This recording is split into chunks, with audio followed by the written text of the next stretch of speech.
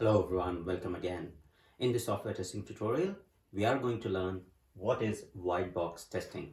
So we have already understood about the black box testing. Now let us understand what is white box testing, because we need to understand the difference between white box and black box testing. So in this tutorial, I'll explain details about the white box testing so that you know what white box testing is, and in the next tutorial I'll complete the differences between black box and white box testing. Okay, so as we have understood about the black box testing, so in the black box testing we didn't had any access to the code or the functionality that has been developed, right? So this, say for example, I'm testing any functionality, I simply will provide the input, and based on the input, I'll expect certain output. So here I'll verify the output, right? So if this is the case wherein I don't have any knowledge of the internal working of that functionality, say for example, user registration in the e-commerce website, when user clicks on register, after clicking on register, I only see the registration page being displayed for me, right? So when I click on register, that click is my input, and when the registration page is displayed with all the fields, that's my output, right? So if I'm doing the black box testing, I'll click on register and I'll verify that the registration page is opening successfully or not, right? So this is black box testing for me. Now, when we talk about white box testing is concerned about what actually happens within this box, right? Or what happens in the actual code. So say for example, if I click on register link, I need to have understanding of what all happens within the code which is being written for that particular functionality, right? So before this registration page is being displayed, what all methods are being called, what all classes are being written. So depending on which programming language you choose, what implementation has been done by the developer, if I'm concerned about the details of those implementation, then that is known as white box testing. White box testing is also known as glass box testing, clear box testing, or structural testing, right? So when you check the structure of the code, so it's in the structural testing, there are many types of white box testing, which we'll cover in detail in upcoming tutorials. But as of now, just understand, when when you want to understand the internal working, how the code, how the methods are written, which methods or which class calls which class, so all that details, when you're trying to test, then that is known as white box testing. Now let me take an example of white box testing, and I'll explain, how you can explain the white box testing to the interviewer. Now say for example, I'll take very simple example of calculator.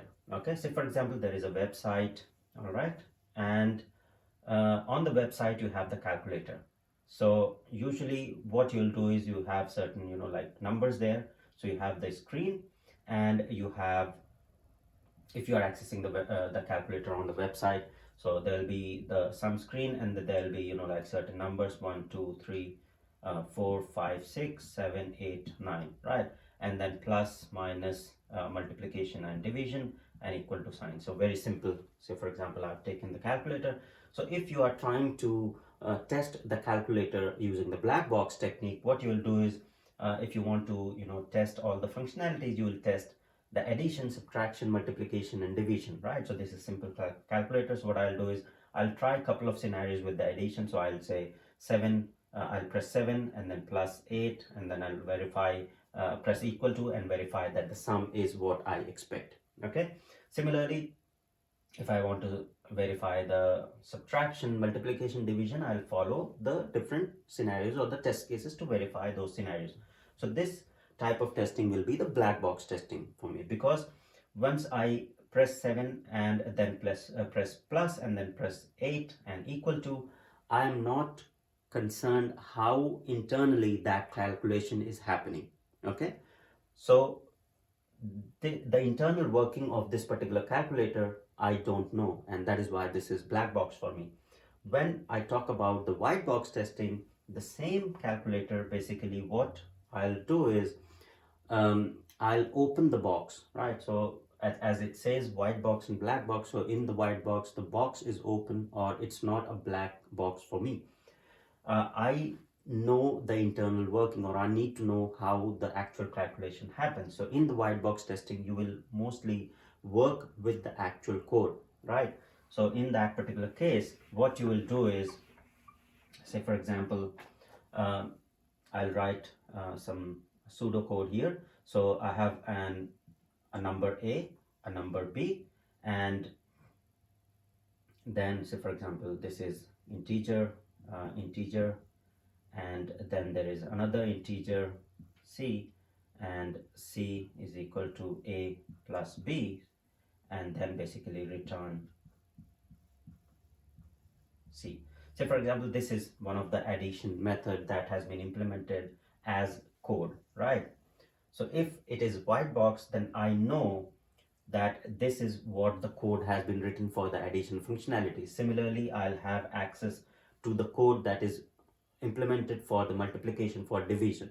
And similar will be the case in the actual applications, the complex applications. If for example e-commerce website, you will have access to the actual code or the methods that are written to perform a particular functionality or the requirement. If you're testing that and you are verifying the code within it, how the code behaves, then that is will be white box testing. Now in this white box testing, what I'll do is, now because I have access to code as well, I'll try to test this particular code with valid values, invalid values. So I'll try with float, I'll try with invalid numbers, I'll try with passing all other negative scenarios, and see how this particular code behaves, whether it just accepts integers and returns the integer sum or multiplication, etc., or it crashes if I provide some invalid value, right? So when you do this type of verification, then that is white box testing. And in white box testing there are many techniques. So basically statement coverage, so there are many types of testing. So the statement coverage, wherein you cover each and every, you write the test case so that you verify that the statements, all the statements in the code are being covered. That is known as statement coverage. Then you have condition coverage, loop coverage, and then like path testing or loop testing. So all those type of testing will be part of the white box testing. Now let me write some of those here as well, so that you know. So there is statement coverage, and the second important one is the branch coverage. So when you verify the branch, the third important one to remember is the condition coverage. Then you have the loop testing. So you verify if there are loops, different loops, then you verify all the loops are being exercised with your test cases. And then you have path, so different path testing. If there are multiple paths, say for example you have conditions, then you verify all those conditions, right? So these are some of the techniques, or basically the coverage technique that you will verify. And there are a lot of code coverage tools available. So when you will write your white box test cases, most of the time this will be done by the developers, but as a tester, you will be required to basically provide your inputs, or in case you know white box testing or need to do in your organization, then you need to cover all this white box testing techniques. You need to verify that the code coverage or your test cases have or provide you the coverage of statement, branch, condition, loop, path. All the code is being exercised in the white box testing. Now usually white box testing will happen in the unit test phase.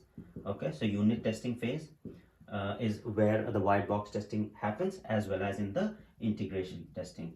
Okay, so integration testing, it can happen in both phases, because in unit testing there will be small units which will be which usually developers write the unit test cases for, and there are unit test tools, for example unit test framework, for example JUnit is very popular for Java. And then integration testing, you integrate the units and make sure after integration all these statement, branch coverage, condition coverage, loop and path testing is being done at all different levels. All right, so this is a brief about white box testing. When you have understanding and when you have visibility of what exactly happens when you perform any operation or function on a particular application, in this case the calculator, when I press A, when I try to add two numbers, what exactly happens within the code, then that is white box testing. If I don't have visibility of what happens within the code, then that is known as black box testing. Okay, so this is a brief about the white box testing. Another example is of the e-commerce website. So when I click on register link, after clicking on register link, which function got called, if I have the details, or I have the access to the actual code, when I click on register, I can go into the development ID and verify which method got called, and after that which method got called. Then that type of coverage and details, if I am verifying with different test scenarios that I write as part of the unit test or integration test in my code, then that is white box testing. All right, so that's pretty much all about the white box testing, what white box testing is. Different types of testing, so basically unit testing, integration testing, you can do different white box testing at different levels. And then these are some of the coverage or the white box testing techniques that will be utilized in the white box testing. So that's all for this tutorial. Hope it was helpful. Please do share and subscribe, and thank you very much for watching.